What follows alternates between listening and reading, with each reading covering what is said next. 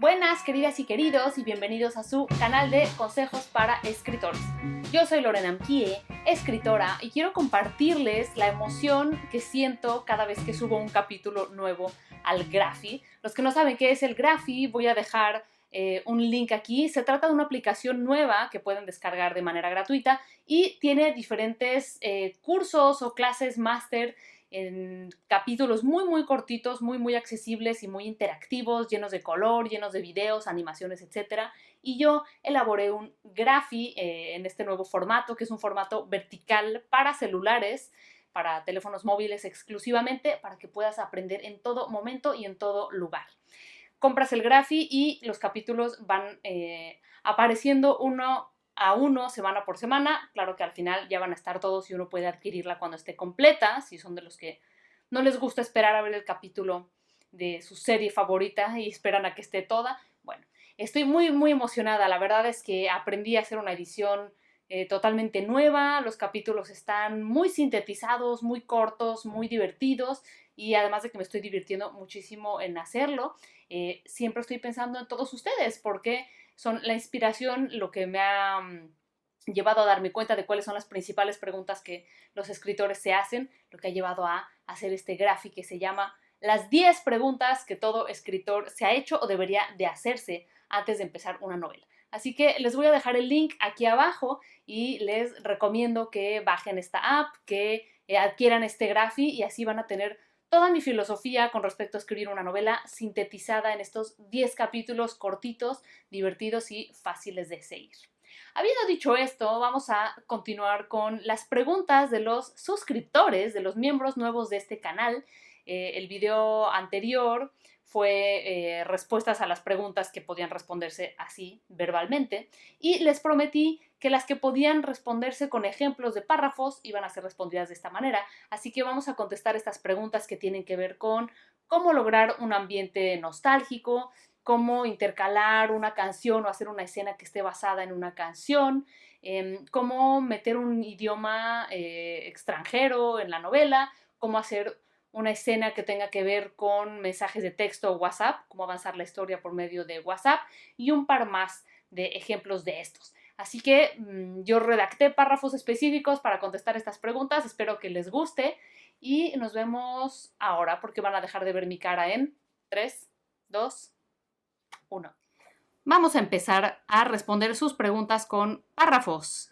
La primera es de Gonzalo Vera. Pregunta acerca de las descripciones físicas y pregunta si son necesarias en todos los personajes, porque le parece que a veces puede ser tedioso incluirlas. Existe esta idea de que hay que describir a los personajes como una sección aparte en la novela, ¿no? Algo así como... Y entonces entró Juanita. Juanita mide 1,80, tiene el pelo güero, usaba zapatillas de tal y tal y tal, y hacer una descripción como si estuviéramos haciendo un retrato de testigos de un crimen. Pero las descripciones físicas se pueden intercalar en el texto, y aquí les hago un ejemplo. O sea, se pueden volver parte de la acción para que no se vuelva un apartado, una cosa que interrumpa el flujo de la narración. Aquí hay un ejemplo. Ataviada con uno de sus vestidos florales y chillantes, Margarita entró a la sala con sus característicos saltitos. Manuel buscó aquellos ojos negros bajo las gafas, pero ella evitó mirarlo y, lanzándose sobre el sofá, estiró sus largas piernas. Aquí, como pueden ver, en vez de escribir Margarita llevaba un vestido floral y chillante. Sus ojos eran negros y usaba gafas. Solía caminar con saltitos y tenía piernas muy largas. En vez de hacer esa descripción puntual del personaje, la incluí dentro de la narración. Entonces ahora ya sabemos muchas características de Margarita. Cuando decimos ataviada con uno de sus vestidos florales, sabemos que no solo tiene uno, sino que tiene varios, o sea que esa es una característica de Margarita, usar vestidos florales y chillantes. Y cuando decimos que entró con sus característicos saltitos, también sabemos que esto es parte de su personalidad. Aquí metemos a otro personaje, la acción es de un personaje ajeno a Margarita, buscó aquellos ojos negros, pero ya nos enteramos que tiene ojos negros, y ya nos enteramos de que usa gafas y que tiene unas largas piernas. Pero ese es un ejemplo de cómo podemos meter las descripciones sin hacer un apartado. La siguiente pregunta, también de Gonzalo, dice, con relación a las repeticiones de palabras, actualmente estoy escribiendo en tercera persona y en pasado, pero siento que repito mucho era, estaba y había. Con las dos primeras puedo arreglármelas un poco cuando corrijo, pero con la última es más complicado. ¿Algún consejo? Y aquí le hago yo a Gonzalo unos ejemplos para evitar la repetición de palabras. En vez de, en la mesa había 2 copas vacías, una de ellas tenía lápiz labial. Era obvio que las chicas habían estado bebiendo y se les había olvidado ocultar la evidencia. Además, había una botella en el piso. Como podemos ver, pues aquí sí que tenemos varias repeticiones de la palabra había, que nos pasa bastante cuando escribimos en pasado. 4 habías para 2 renglones, pues sí que es bastante. Y entonces yo hago aquí una sugerencia. Sin tantos verbos, pensemos que no siempre tenemos que explicar todo con verbos y que lo más importante es la claridad. Si se entiende, podemos jugar con la manera en que escribimos. 2 copas vacías, una con lápiz labial. En el suelo, una botella. Ah, las chicas. Se les había olvidado ocultar la evidencia. Como pueden ver, ahora aquí solo tenemos un había en vez de 4. Y la información es exactamente la misma. Teníamos 2 copas vacías, 2 copas vacías. Una de ellas tenía lápiz labial, una con lápiz labial. En el suelo había una botella, en el suelo una botella. Y entonces estamos dando exactamente la misma información que el lector necesita sin tanta repetición. Continuamos. Norma Loera o Letmadora 28 dice, mi pregunta gira más en torno a la creación de atmósfera en la historia. ¿Cómo creas un ambiente, digamos, de opresión o nostálgico? Aquí tenemos un ejemplo que yo escribí acerca de la nostalgia. Y vamos a ver cuáles son los elementos que hacen que este párrafo se vuelva opresivo o nostálgico. Se sentó a la mesa. Ya la habían estado esperando por 1 hora, 2 horas o más. Ninguno de los dos levantó la mirada. Las conversaciones de las demás mesas se fundían, zumbidos, enjambres de abejas. Se sentía mareada. Hablen, por favor. Díganlo ya. Nada. Tomó la servilleta por hacer algo y una cuchara salió volando. El choque contra el plato debió sobresaltarles, pero no la miraban, como si no existiera, como si fuera una abeja más de ese enjambre. Silencio dentro del escándalo.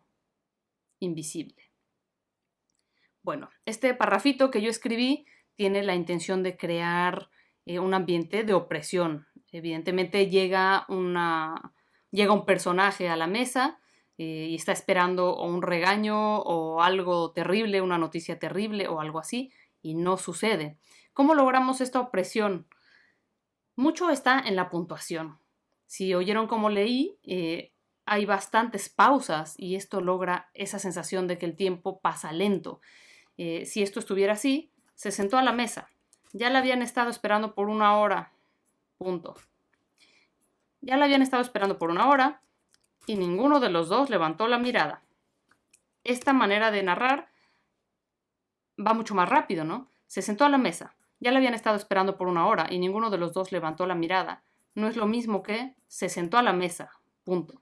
Ya la habían estado esperando por 1 hora, 2 horas o más. O sea, ese o más nos da la idea de que esta pareja que la está esperando ya ha aguantado estoicamente la espera y están cocinándole una reacción muy fuerte o por lo menos castigándola con el látigo de su desprecio desde hace mucho tiempo. Entonces aquí la puntuación, esta pausa, el decir 1 hora, 2 horas, punto, o más, nos da un ritmo pausado que nos pone más nerviosos, ¿no? Ninguno de los dos levantó la mirada. Las conversaciones de las demás mesas se fundían, zumbidos, enjambres de abejas.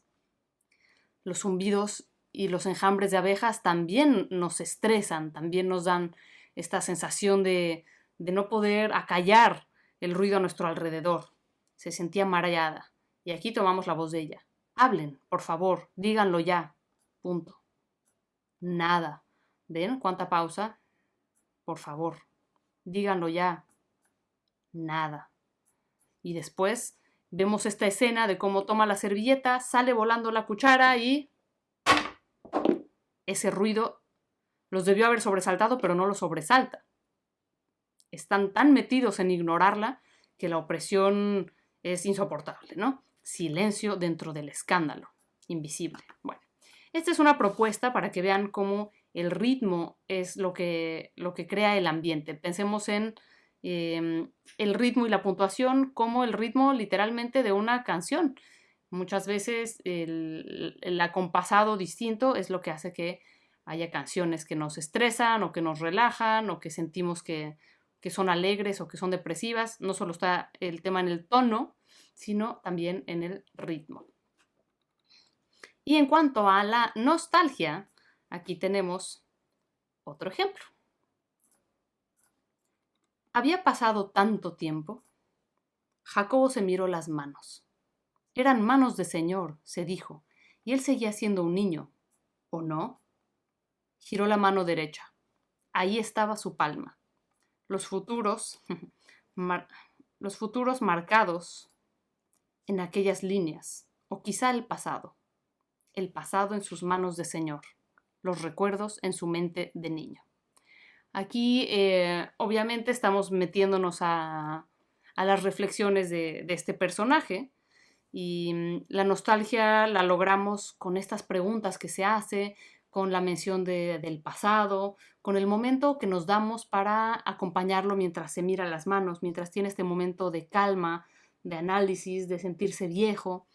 Entonces aquí no solo son las preguntas y no solo son las comas y los puntos, sino el espacio que le estamos dando al personaje para pensar y reflexionar. Este es un ejemplo de un párrafo enfocado en la nostalgia. Javiera nos pregunta, ¿cómo se podría narrar una escena en torno a la música, como un concierto o la conexión del personaje con alguna canción? Por ejemplo, vamos a ver. Esa canción estaba muy de moda y no era sorprendente que saliera, pero tenía que ser en ese momento, mientras vaciaba las chispas de chocolate en el tazón. Si te marchas, no quedará nada. Y así el chocolate se volvió amargo y las 2 tazas de azúcar se salaron. Tus dedos, mis dedos, sus malditos dedos demasiado delgados para ser viriles. Los odiaba. ¿Cómo los odiaba? El espacio vacío. Sí, déjame más espacios vacíos, desgraciado. Vacíame los cajones y la zapatera y el garage y lárgate de una vez. Y si te sigo amando, dime. No me digas nada, pensó, mientras vaciaba la mezcla en el bote de basura. Bueno, pues este es un ejemplo de cómo alternamos los versos de una canción, las frases de una canción, con la acción. Como pueden ver, este párrafo no lo entrecomillé porque las comillas van aquí en las frases de la rola para distinguir las frases de la canción de la acción. Pero como pueden ver aquí, en este pedacito, cómo los odiaba, el espacio vacío, lo pongo entre comas como parte de la narración y así se entiende que es una frase de la canción y que ella también está respondiendo, ¿no? La canción dice el espacio vacío y ella piensa, sí, déjame más espacios vacíos, desgraciado. Este es un ejemplo de cómo meter las frases dentro de la acción e incluso de cómo un personaje puede relacionarse o identificarse con una canción, como vemos aquí. Esta es una manera de hacerlo y aquí les dejo otra manera de hacerlo. Mismo párrafo, de otra manera. Esa canción estaba muy de moda y no era sorprendente que saliera, pero tenía que ser en ese momento mientras vaciaba las chispas de chocolate en el tazón. Y este es el mismo párrafo, exactamente igual, pero la otra manera de hacerlo es con itálicas. Es igual de válido hacerlo como se los mostré con las comillas o poniendo las frases en cursiva. Es todo igualito. Tus dedos, mis dedos, sus dedos, el espacio vacío. Y si te sigo amando, dime. No me digas nada. Y tiró la mezcla al bote de basura. Bueno, este párrafo a mí me entristece porque ese sonaba como un buen pastel que ya no existirá. Pero es una manera de intercalar la música. Y aquí nos preguntan, ¿cómo puedo insertar otro idioma en la narración? Me refiero a cómo se escribiría. Por ejemplo, esto en chino o coreano, chino mandarín. o esto, dijo sonriendo, o Chile, dijo en chino mandarín, sonriendo. Bueno, evidentemente de esta manera no.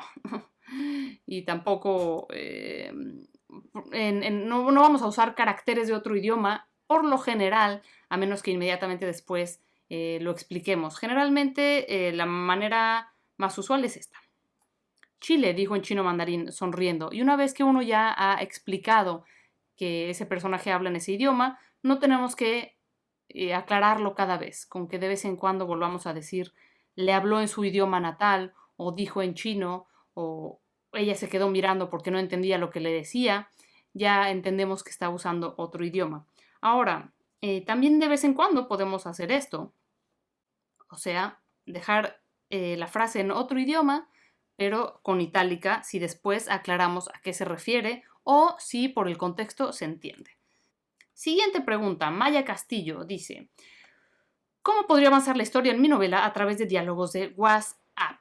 Bueno, pues aquí les dejo yo el ejemplo de cómo se podría avanzar una historia con diálogos de WhatsApp y cómo es una manera de indicarlos.